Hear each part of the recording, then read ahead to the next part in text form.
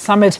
South Africa hopes to use the occasion to lobby its colleagues to expedite inclusive economic growth, and the five-member grouping has already set up a BRICS Development Bank to fund several projects in many countries. And for more on this story, we cross live to our reporter who's there on the scene, Mzwandile Mbeje, who is in Goa in India, for an update on the story. Mzwandile, a very good morning to you. Thank you so much for joining us all the way in Goa. Do tell us, what can we expect from the agenda today?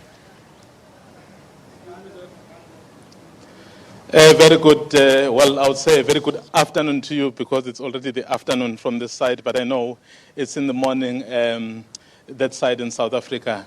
It's a very interesting situation here. We have seen leaders arrive. We have seen the leader of China, President Xi Jinping, arrive, and of course earlier President Jacob Zuma arrived, and last night President Putin of Russia also got here. So this is a very important occasion. You know, this grouping is basically seen as affecting what many call a global economic landscape in terms of how we move forward.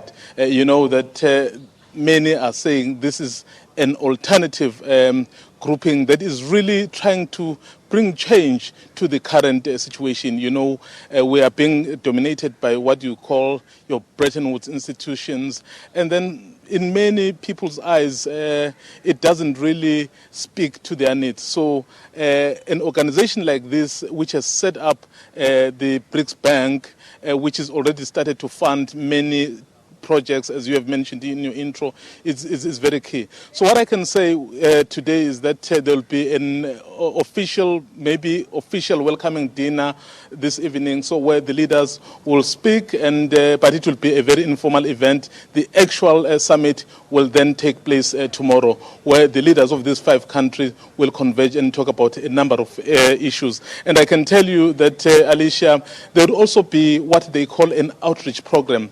You remember that when BRICS happened in South Africa invited countries from Africa to be part of this occasion, because they want BRICS to reach as many people as possible. What has happened here again is that India has made sure that it also invites the neighboring countries like Burma, like Sri Lanka.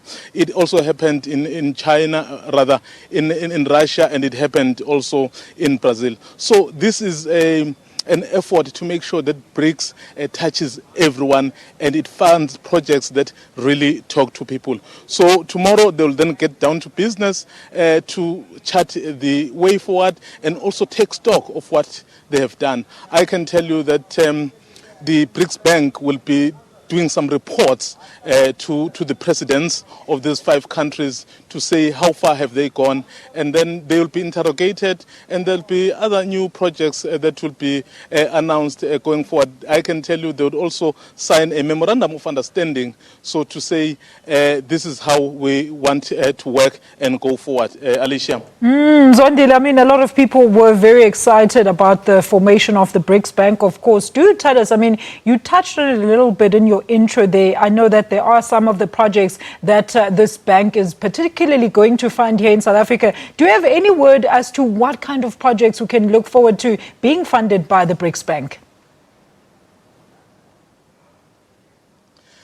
Alicia, it's a very interesting situation. Maybe before I answer that question, I must perhaps update our viewers that in maybe late this year or early next year, the president of the bank will be invited to South Africa, where they would launch the Africa Regional Center. So you can see the fact that they are bringing the bank closer to Africa is to make sure that it's accessible to a lot of people. Some of the projects that will really be funded are infrastructure projects. You know that the continent of Africa is lagging far, far behind when it comes to that area of infrastructure. So this will come in very, very handy. And I can tell you that the bank has already started with work.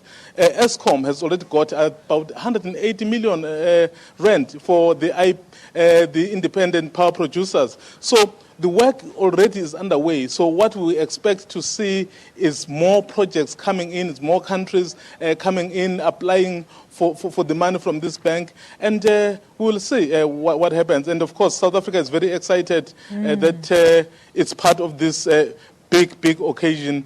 And you remember a few months ago when certain banks started withdrawing their funds from state-owned institutions.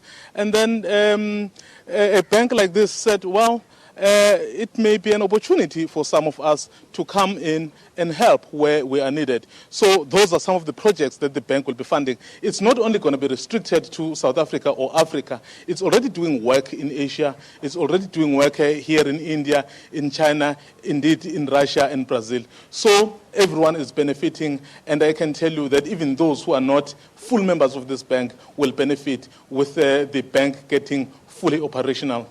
A very quick one, Mzwandile, before I let you go. We're almost out of time. I mean, we live in a time of a struggling economy here in South Africa, but just how important is it for South Africa to use this occasion to lobby its colleagues to expedite inclusive economic growth there? It's very important. One thing I can tell you, Alicia, is that the BRICS countries, perhaps I would say the BRIC countries, are very successful in terms of the small development enterprises. So they're very, very strong when it comes to that area.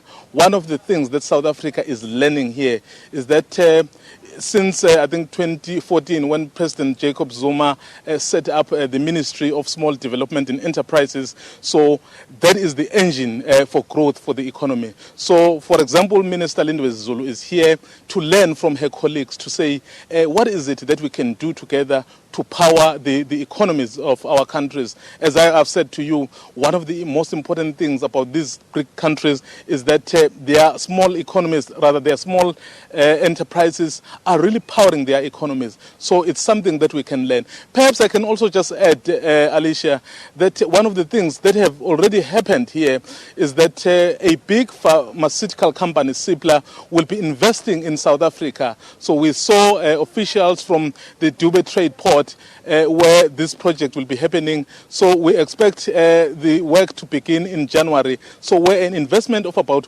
1.3 billion rand will be made in South Africa. And of course, that pharmaceutical company will help in areas like producing the medication for treating cancer at a much, much cheaper price. And it's not only going to be restricted to South Africa. So once this company is up and running, it will be able to also service the entire Africa and, of course, the entire globe. So those are some of the things that South Africa is really learning. So with this kind of partnership South Africa is having with BRICS, already we can see the benefits. The foreign direct investment is already coming. As I've said, 1.3 billion, and the number of people will be employed in the project as from January next year. We expect it to be fully operational by 2018. We'll definitely be getting more updates from Goa there. That is our reporter on the scene, Mzwandile Mbeje, and he is talking to us about President Jacob Zuma's visit to Goa there for the BRICS summit out in India. Let's take a quick ad.